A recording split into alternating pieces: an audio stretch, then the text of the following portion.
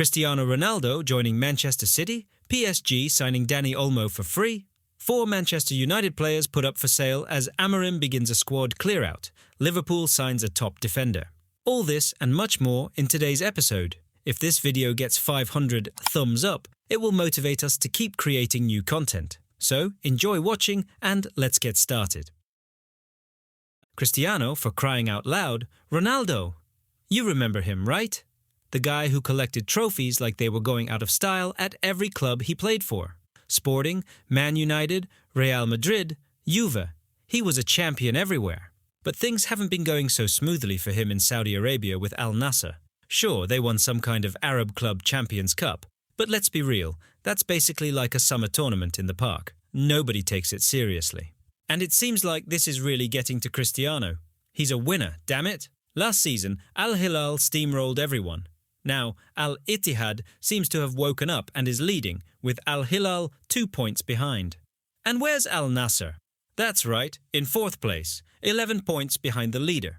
As they say, the title is nowhere in sight. And now, get this, an insider tip from Marca.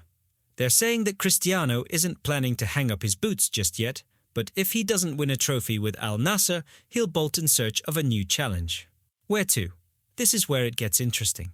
Personally, I'd put my money on Sporting. Imagine it. A legendary homecoming to Lisbon, the fans would carry him on their shoulders, and the chances of winning a title there are pretty realistic. The Daily Express writes that Cristiano himself doesn't really believe in Al Nassr's championship chances anymore and is ready to jump ship as early as this winter to Manchester City. Can you even imagine that twist? First of all, sticking it to Manchester United, that's practically a sacred duty, wouldn't you agree? Secondly, Cristiano would bring in a boatload of cash, merch, advertising, the whole shebang. And thirdly, Haaland needs someone to back him up, right? And their styles are actually similar, except Erling also works his tail off in pressing. Guardiola, of course, won't demand that Ronaldo run around without the ball 24/7. He'll figure something out to compensate. And with the ball, Cristiano is still on fire. Plus, returning to the Premier League, he'd be tearing it up to prove to everyone that he's still got it. The plan is simple. Haaland wears down the defenders with his runs, and then a fresh Ronaldo comes on and decides the match with his class. The main thing is that Cristiano has to agree to the role of a super sub. And the money issue, of course, but the sheikhs don't skimp on money for City. Honestly, I'm having a hard time believing it myself. Ronaldo at City. Crazy. You remember, he almost went there once before, but ended up at Manchester United. Back then, many wrote that the Red Devils didn't really need him, and they only signed him to prevent the citizens from getting him. In the end, it backfired on everyone, both Cristiano and United. Although talking about some kind of revenge from Ronaldo's side now, I don't know. He's above that. And I doubt that Manchester United fans would be too upset with him if he went to City, especially considering how they treated him in Manchester back then. Ten Hag essentially just kicked him out of the team and then probably regretted it when Cristiano gave that infamous interview to Piers Morgan. Generally, just to see Cristiano in a top club again, you could forgive him absolutely anything. It's clear that he's not the same Ron who single-handedly turned matches around, but he can definitely still be useful.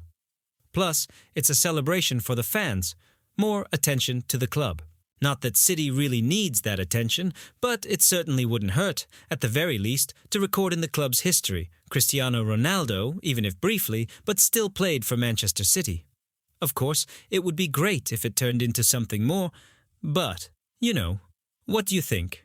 Write in the comments. I'm interested in your opinion. It seems like Ruben Amorim has decided to carry out a full-blown clear-out at the club. It's as if the Red Devils' dressing room is getting a deep clean. Not just a tidy-up, but a ruthless chucking of old junk out into the cold. And who's on this so-called trash list, you ask? Well, let me tell you. Marcus Rashford, Antony and Christian Eriksen. These 3 players, who together earn a whopping £650,000 per week, might as well start packing their bags. Amorim, it seems, isn't impressed with their performances, and honestly, I can't blame him. Rashford has been far from his best lately. You've seen it yourselves. Antony. Well, that's a whole separate story. A massive disappointment for an insane amount of money. As for Eriksen, he's undoubtedly a seasoned player. But let's face it, his best days seem to be behind him. And here's the kicker. Amorim is ready to either loan them out or sell them outright. He just wants them gone. Looks like the new manager has decided to lay down the law and make a statement with some tough personnel decisions. Sir Jim Ratcliffe appears to be backing him in this. And honestly, what else can you expect? United is floundering in the table, hovering just 7 points above the relegation zone. There's no time for jokes here. Imagine this. The club spent a fortune in the summer and now it's all gone south.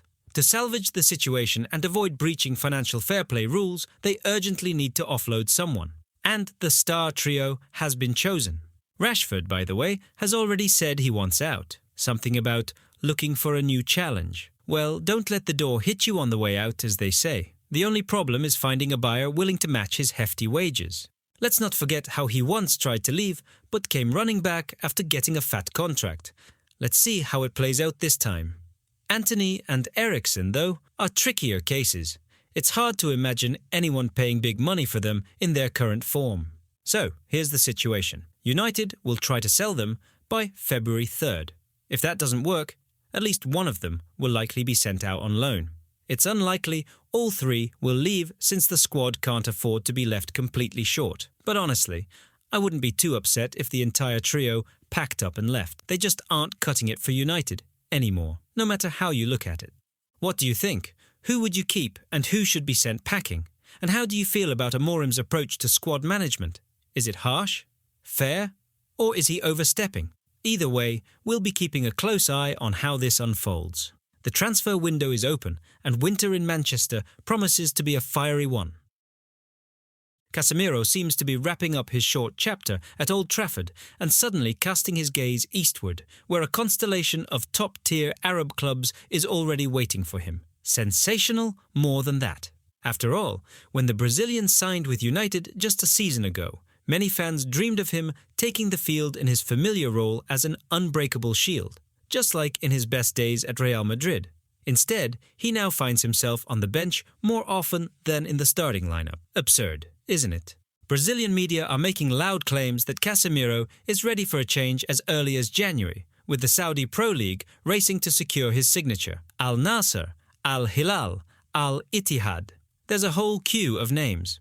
But here's the catch. All these clubs have already maxed out their quota of foreign players, so someone would need to vacate a spot. Could it really be that a player would happily pack their bags to make room for Casemiro? Possibly, especially since record-breaking sums are often involved in deals like these. The irony is that Casemiro hasn't so much failed United as he has found himself out of place under the new manager. Ruben Amorim, brought in to rescue the sinking ship of the Red Devils, doesn't see the Brazilian in his long-term tactical plans. Over the past few months, Casemiro has mostly racked up yellow cards, played scattered minutes, and endured the frustrated jeers of the crowd. It's easy to pine for the glory days at Real Madrid in such a situation. Not long ago, he seemed the epitome of reliability, a stone wall known to every La Liga fan. Where has that legendary resilience gone now? Behind the scenes in Manchester, rumours suggest the club has long been looking for ways to lighten its wage bill. Perhaps that's why the departure of the 32-year-old defensive midfielder seems increasingly likely. At the same time, the Saudi Pro League isn't hiding its ambition to dazzle with big-name signings capable of turning regular matches into football spectacles. Is such a move the right fit for Casemiro? Or is he at risk of following the path of those who, chasing wild money, lost their last spark of competitive drive? Some insist the Brazilian has already made his choice in favour of the Middle East. Others whisper that the club's management is still trying to salvage the situation. Do United fans want to part ways with one of the most decorated midfielders in the world? And more importantly, does Casemiro himself feel ready to burn bridges? It looks like we'll find out the answer very soon. For now, all we can do is speculate. Will January mark the point of no return or just a temporary pause before a new rise? What's your take? Share your thoughts in the comments. Basically, all the signs point to Arsenal having their eye on Wolves striker Matheus Cunha. Can you believe it, mate? And you know what? It makes total sense. The guy is absolutely on fire right now. He's really carrying Wolves, and it's clear the Premier League is right up his street, so to speak. And honestly, you get the feeling he's just about ready to step up to a bigger club with more ambitious goals. But there's a catch, of course. Wolves, it seems, will dig their heels in to keep him. They're in a real relegation battle at the moment, and losing a player like Matthias in this situation would be, well, like shooting themselves in the foot. They'll probably cling to him by any means possible. It looks like the Gunners will be without Bukayo Saka for a while. He's injured, and there's a chance he could be out for a couple of months. So Mikel Arteta has a real headache figuring out where the creativity and goals are going to come from. That's why the interest in Matheus Cunha becomes even clearer. In January, Arsenal will most likely be actively looking to strengthen their attack. Big clubs usually aren't too keen on splashing the cash in the January transfer market. But it seems like the situation is forcing their hand here. Yes, historically, the Gunners are more likely to react to situations rather than be proactive in January. But man, losing Saka for that long is a massive blow, as they say. There's no time for hesitation. They need to do something. I don't think any potential new signing will immediately replace Saka like for like. That's a bit of a pipe dream. But they need a player who can fill the gap on the wing, score goals, provide assists. Basically, be effective in attack. And Matheus Cunha, in my opinion, fits that description perfectly. Arsenal's interest in him, as I see it, is more than justified. The other question is, how do you prize him away from Wolves mid-season when they're fighting for survival? It's a tough ask, to say the least. Matheus Cunha is undoubtedly one of Wolves' key players right now. He plays as a winger, an attacking midfielder, and can even play as a centre-forward. And here's where an insider report from Fichages comes in, suggesting that Arsenal have even made an inquiry for him. And get this, they're prepared to shell out a whopping 80 million euros. That's a statement. Despite all of Wolves' problems, Cunha is having a really strong season. The guy's working hard, and his performances are definitely attracting the attention of top European clubs. It's quite logical that he, being an ambitious player, wants to play at the highest level, like the Champions League, for example. And Arsenal, who are currently on the up, could be a great option for him. Interestingly, it turns out Arsenal were keeping tabs on Cunha even before his impressive performances for Wolves. So this isn't a spontaneous interest, but rather a planned scouting effort. Although according to the latest info, there haven't been any direct contacts between the clubs yet. Wolves, as I said, want to keep him until at least the summer. But, seeing the situation with Saka, I think the Gunners will be more proactive. Let's remember that neither Gabriel Martinelli nor Raheem Sterling have been particularly consistently impressive this season. So, strengthening the attacking line, especially with a versatile player like Cunha, seems like a very sensible decision. He can cover any position in attack, from the wings to the centre, and that's definitely a big plus for Arteta. Will Arsenal manage to pull off this difficult deal? Will Cunha swap the Wolves pack for the Gunners? We'll see in the near future. Chelsea is once again buzzing with rumours about a massive winter clear-out, as if the last transfer window wasn't crazy enough. The club's management and Enzo Maresca remain confident that their focus on youth will eventually pay off, though some are already grumbling. Isn't the squad overloaded with newcomers who either go out on loan or warm the bench? Yet the club's owners seem convinced they're heading in the right direction. And to fund more signings, they'll have to offload a number of players. There's no other way to free up cash for the fresh faces Chelsea is eyeing in January. The first name on the chopping block is Ben Chilwell. Yes, the very same Chilwell who was once considered the saviour of the left flank, but has now become more of a cup match hero. And even then, not always a starter. To be honest, the club has long wanted to sell him for a decent price, but the right buyer didn't come along last summer. Over the past 6 months, Chilwell's agent has surely explored the transfer market. And why not? The defender is still solid on his own merits. He just doesn't fit into Maresca's vision. And in a team undergoing a major tactical overhaul, even reliable veterans sometimes have to be sacrificed. The situation with Cesare Casadei is even more intriguing. The young midfielder could seriously return to his homeland, as Italian giants have been keeping an eye on him for a while. Let's be real, Casadei is technically and tactically gifted, but he apparently hasn't impressed the coach enough to secure a spot in the starting lineup. Meanwhile, the case of Carney Chukwuemeka is even more complicated. So much hype surrounded this young talent. Even Barcelona showed interest in him, can you imagine? But in the end, he's stuck in Chelsea's deep reserves. No Premier League appearances, no meaningful role on the pitch. The club is hoping to cash in on him, with rumours suggesting a price tag of 50 million euros. But where will they find a buyer willing to pay that much? It's a tough sell. Could Chukwuemeka end up as yet another eternally promising player who, in theory, could save a mid-table club, but only on paper? The funniest part? Chelsea's rumoured interest in yet another forward. Word has it that someone in London has their eye on Randal Kolo Muani from PSG. The Parisians seem open to letting him go, as the player has been struggling for game time and isn't a key part of Luis Enrique's plans. But here's my immediate question. Why does Chelsea need another striker when their squad is already overflowing with wingers and forwards? Nkunku, Felix, and even the young Marc Guiu all come with hefty salaries and plenty of hype, but too often fail to deliver where it counts. Seriously, there's a real risk that Kolo Muani could get lost in the same queue if he doesn't quickly find his place and adapt. Why take the gamble? Is it really worth jumping from one storage locker to another? On the other hand, the plan to strengthen the defence seems more logical. According to the Daily Mail, Chelsea is eyeing Bournemouth's Dean Huijsen and Ilya Zabarny for the summer. Both have Premier League experience and decent potential. But how easy will it be for them to break into Chelsea's starting lineup, where defensive talent is as plentiful as poppy seeds? As you know, competition in big clubs is ruthless. They'll have to fight tooth and nail for a spot under the Stamford Bridge sun.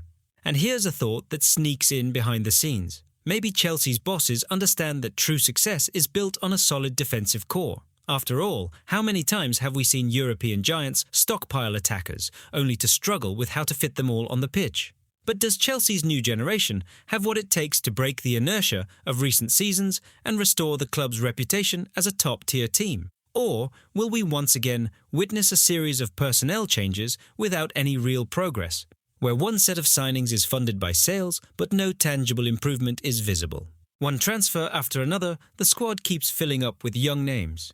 But the big question remains, who among them will truly become a match winner and who will fade into obscurity? What do you think, friends? Should Chelsea continue down this path of perpetual rebuilding and see where it leads? Or has the club already stepped on too many rakes to keep tearing the team apart and building from scratch? Share your thoughts in the comments below. Word has it that the Merseysiders are looking to seriously bolster their defence. And guess who they've got their eye on? Crystal Palace's defender Marc Guehi. Yes, the very same one who nearly dragged England to the top in the Euro final. And here's where it gets really interesting. Liverpool, currently riding high, tearing it up in the Premier League and Champions League, have decided not to rest on their laurels. The lads want the second half of the season to go their way, and for that, they need a centre-back as fresh as the morning dew. And Guehi, by the way, isn't just some no-name. The guy has already made waves at Crystal Palace, where he moved from Chelsea for a modest, by today's standards, £18 million. In just over 2 seasons, he's become a real pillar of the Eagles' defence, playing 22 matches already this season, and not just played, but also scored 2 goals and provided an assist. Not bad for a defender, eh? Now, the big question, why does Liverpool need another centre-back? They already have Van Dijk, Konate and Gomez. But it's not that simple, my friends. Van Dijk's contract is running out, and it's unclear whether it will be extended. And Konate recently injured his knee, and the Reds' defence immediately started to crack at the seams. So it turns out that Guehi is not just a reinforcement, but a strategic move for the future. And now the real battle of the Titans begins. Newcastle has already tried 3 times to lure Guehi to them, offering around 60 million with bonuses. But Palace stood firm. And now, hold on tight, because Chelsea is entering the game. Yes, the very same Blues who once let Guehi slip through their fingers. Now they want to bring him back to Stamford Bridge, and they say they have a good chance. Firstly, Chelsea has a buyback clause. Secondly, they are entitled to 20% of his future sale. And thirdly, Guehi himself, they say, wouldn't mind returning to his old stomping grounds as he grew up in the Cobham Academy. So what awaits us? A January transfer bombshell or a summer saga? Will Liverpool be able to outbid their rivals and get Guehi? Or will Chelsea pull off a cunning comeback? Or maybe Newcastle will step onto the stage again with a new, even more generous offer? What do you think, folks? Write your predictions in the comments. Personally, I'm betting that Guehi will end up at Liverpool. They're very persistent and they have the money. But this is football. Anything can turn upside down at any moment. One thing is for sure, we're in for a heated transfer battle, and we definitely won't be bored. And for now, as they say, the ball is round, the field is level, and may the best team win. Remember when Laporta promised that registering Olmo would be smooth sailing? Like he literally guaranteed that the higher court was a sure thing, and La Liga would cave. Yeah, right. As the saying goes, dreaming doesn't hurt. That so-called higher court sent Barca, well, you know where, and La Liga happily played along. As a result, poor Dani Olmo is stuck living out of a suitcase, and they still can't register him. Which raises a very reasonable question, my friends. Why on earth, pardon my French, did Olmo even get involved in this mess? Sure, Laporta's a smooth talker, but in terms of actual guarantees, barely any.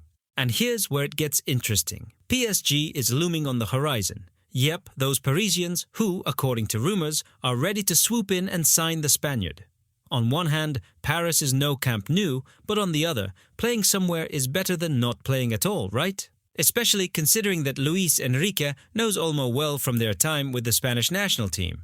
So, it's entirely possible that PSG might not be the worst option for Dani. Then again, knowing Barca and their financial levers, I wouldn't be surprised if Laporta pulls some secret stash out of thin air and somehow gets Olmo registered. But as they say, don't hold your breath. For now, the guarantee is zero. Absolutely zero. Speaking of levers, Barca has been trying to cut a deal with a Qatari fund, selling them rights to the VIP boxes at Spotify Camp Nou for the next 20 years in exchange for 100 million euros. Apparently they reached an agreement, but La Liga is once again playing the see no evil, hear no evil card and refusing to approve it. They're claiming the paperwork isn't in order, the guarantees aren't sufficient. Classic. Now, here's another curious twist. Rumour has it there's some kind of gentleman's agreement between Barca and PSG. Supposedly, the Parisians won't poach players from the Blaugranas. But as they say never. In Olmo's case, where he could leave on a free transfer if he isn't registered, that agreement might just fall apart. Word on the street is that Olmo's agent is already scouring the market to figure out where to place his client. And all this despite the fact that Dani's heart is still with Barca. It's his childhood club, after all.